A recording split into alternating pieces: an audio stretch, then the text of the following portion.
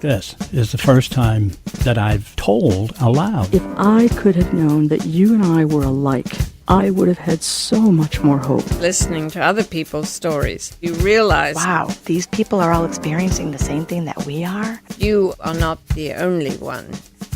This is WMPG. I'm Dr. Ann Hallward, a psychiatrist in Portland, Maine. And this is Safe Space Radio, a show about the subjects we would struggle with less if we could talk about them more. 8 years ago, I started Safe Space Radio as a public health initiative to reduce shame.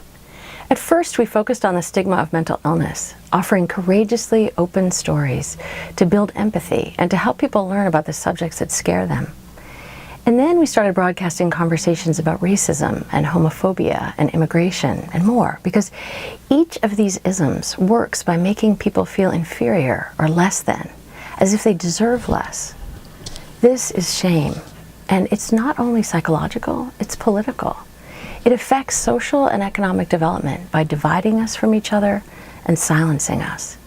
It makes us feel different and like we need to hide. It was a 7.5-year journey, taking care of mom and dad, and happened to hear this program on the radio, and I felt normal for the first time. That I wasn't overreacting, that I wasn't underreacting, that my feelings were legitimate, were normal. And that's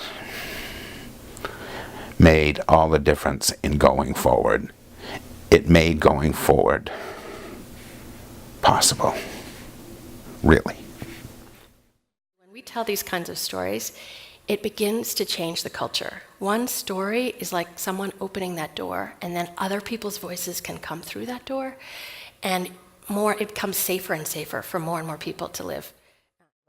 For me, it's about making purpose from your pain, and really you go through all these experiences, and it's got to mean something.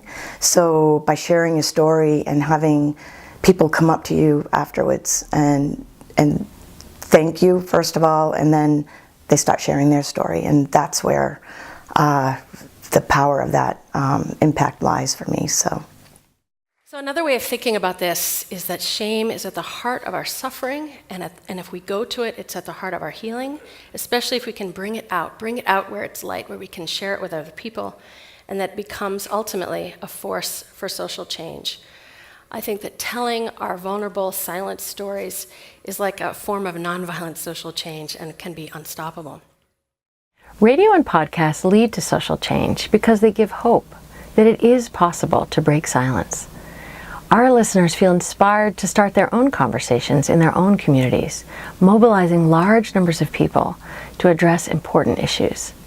Our series on LGBTQ teens had teenagers around the state listening with their parents while driving in the car and beginning to open up to them for the first time.